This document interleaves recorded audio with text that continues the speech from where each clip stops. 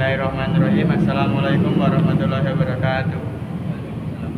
Perkenalkan, nama saya Alif Ramadhani dari kelas E MPM 23010109 akan mewawancarai tentang mata kuliah psikologi pendidikan. Jadi saya di sini akan mewawancarai seorang alumni dari Pondok Pesantren Raudhatul Quran yang sekarang menjadi mahasiswa di IAIN Metro. Jadi saya di sini akan mencari tentang psikologi pendidikan. Jadi bagaimana sih Mas cara membentuk anak yang berpendidikan dan tidak terpengaruh oleh lingkungan teman-temannya? Jadi kalau misalkan cara kita agar memahami anak itu agar tidak terpengaruh hal-hal negatif itu, ya kita harus bisa rajin mengawasinya ya. Kalau menurut saya pribadi, kita harus benar-benar rajin mengawasi dia dan benar-benar ya pahami juga dari sikap dia itu kira-kira orangnya bagaimana. Kan kadang ada orang yang dia suka sendiri dan juga suka yang ekstrovert gitu, yang sukanya bersosialisasi. Jadi ya kita harus pahami anak itu dulu gitu. Kan kalau misalkan introvert itu kan mungkin enak mungkin ya, karena orangnya nggak suka sosialisasi banget. Cuma kalau ekstrovert itu kan biasanya gampang dia bersosialisasi dan bergabung dengan kawan-kawannya. Nah kita harus membatasi itu gitu loh.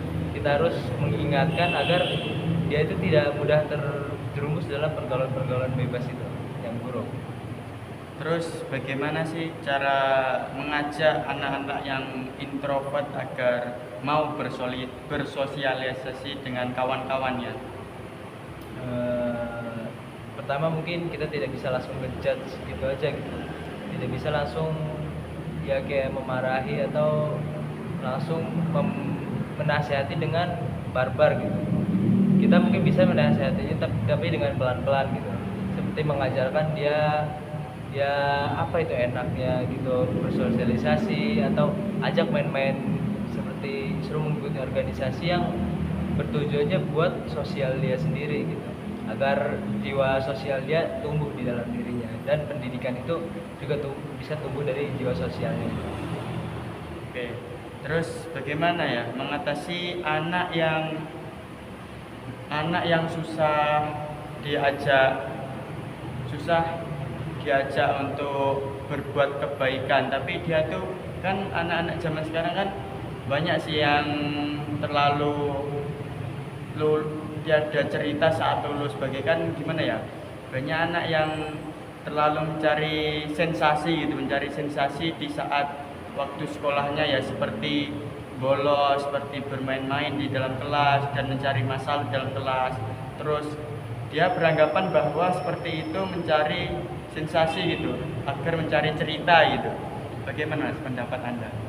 Kalau pendapat saya pribadi itu sebenarnya hal-hal buruk yang harus dihindarkan, karena perbuatan bolos, merokok, atau hal-hal yang mengganggu pendidikan anak itu termasuk dalam penyimpangan gitu. Dan ya dalam psikologi juga mungkin itu dampak buruk karena bakalan berkelanjutan kalau misalkan udah tergiur dalam hal-hal negatif terus gitu. Dan menurut saya itu tuh butuh benar-benar banyak perubahan, karena kalau mencari sensasi di sekolah itu dengan hal-hal negatif itu menurut saya ya perbuatan yang goblok mungkin ya. Iya. Karena mencari sensasi itu atau dengan pendengar itu seperti mencari sensasi dengan cerita, dengan prestasi gitu, dengan pembelajaran pendidikan, bukan dengan penyimpangan sekolah. Oke. Terus kan kalau di pondok itu kan banyak kan anak-anak MTS, anak-anak MAN. Nah, positif kan dia itu bagaimana ya? Dia menurut pengalaman Anda tentang anak-anak yang kurang, maksudnya masih bermain-main gitu. Masih bermain-main dalam belajar. Terus terlalu mengabaikan tentang kayak ngajinya, kayak bolosnya itu enggak, ya terserah kemauan diri sendiri, mau gimana pendapat Anda? Itu kalau menurut saya balik lagi ke, kalau dari pondok sendiri balik lagi ke dari orang tuanya, karena semenjak masuk pondok itu kadang ada semua anak itu nggak mau masuk pondok gitu. Terkadang ada yang cuma keinginan orang tuanya. Jadi kita harus memahami anak itu dulu gitu, bakatnya di mana, bidang yang dia mampu itu di mana. Jadi kita sebisa mungkin jangan asal masuk-masukkan saja. Mungkin dipaksa awal bisa, cuma kan namanya anak kan dia mencari jati dirinya benar-benar ya susah gitu. Jadi tidak bisa asal sembarangan masuk karena ya itu apa? Ini minat bakat anak itu tuh beda sendiri gitu. Tapi kalau misalkan malas mengaji dan sholat ya itu dapat dipertanyakan karena itu suatu kewajiban bagi umat-umat muslim, pengen yang tua ataupun yang muda gitu. Ya. Oke, selanjutnya kan kalau di pondok itu kan banyak sih yang hukumannya kan, kalau di pondok salaf itu kan hukumannya masih jera gitu toh Mas. Ya, Mas. Masih pakai kekerasan gitu. Kalau pondok kamu apa Mas? Modern apa salaf? Modern. Ya, kalau modern kan hukumannya paling cuma lari-lari, suruh ngepel, suruh ke kamar mandi. Bagaimana pandangan Anda menurut pondok-pondok yang salah tentang hukumannya yang sangat berlebihan, kayak seperti dipukuli, dibullying, pokoknya kekerasan yang sangat fatal lah. Ke depannya bagaimana Mas?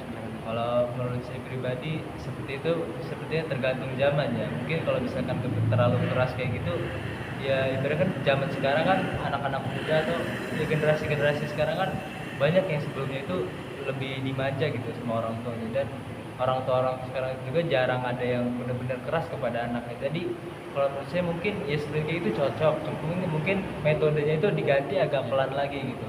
Karena ya ibaratnya kan biar gak kaget juga anak itu yang tiba-tiba langsung hukumannya langsung jep aja yang keras gitu, pasti bakalan menunjukkan hal-hal yang negatif, yaitu tidak betah itu mondok.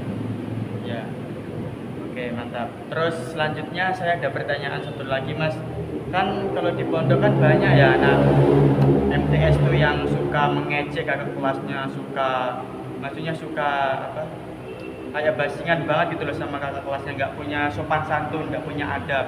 Nah kayak gitu kan kalau dibiarin kan semakin merajalela toh, semakin merajalela. Dan bagaimana kalau kita kasih jera sekali atau 2 kali kan nggak masalah toh? Menurut Anda bagaimana tentang hal tersebut? Kalau menurut saya pribadi ya wajar lah kayak gitu, karena kalau misalkan di pondok itu kan ilmu adab tuh lebih utama kan ya, karena adab itu ya di atas ilmu dari segala apapun itu ya. Kalau misalkan ada yang benar-benar melawan sama kakak kelas, kecuali emang kakak kelasnya itu yang duluan gitu melakukan kesalahan.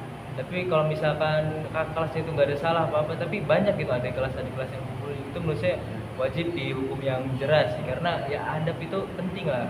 Karena kalau misalkan santri itu atau pendidik itu nggak bisa melakukan adab yang baik, itu kedepannya bakalan seperti itu terus gitu, tidak ada perubahan di dalam pendidikan sosial itu gitu. Oke, terima kasih Mas atas wawancaranya. Semoga apa yang sampean sampaikan kepada saya, yang Anda sampaikan kepada saya, semoga dapat bermanfaat bagi saya untuk kedepannya, dan semoga dapat memberikan contoh yang baik agar memberikan contoh kepada saya dan kepada adik-adik saya yang ada di pondok pesantren di Darul Ulum. Dan cukup sekian wawancara yang saya wawancarai kepada Mas Muhammad Aziz Azikro dari Pondok Pesantren Darul Quran. Cukup sekian yang saya dapat sampaikan. Sekian, wassalamualaikum warahmatullahi wabarakatuh.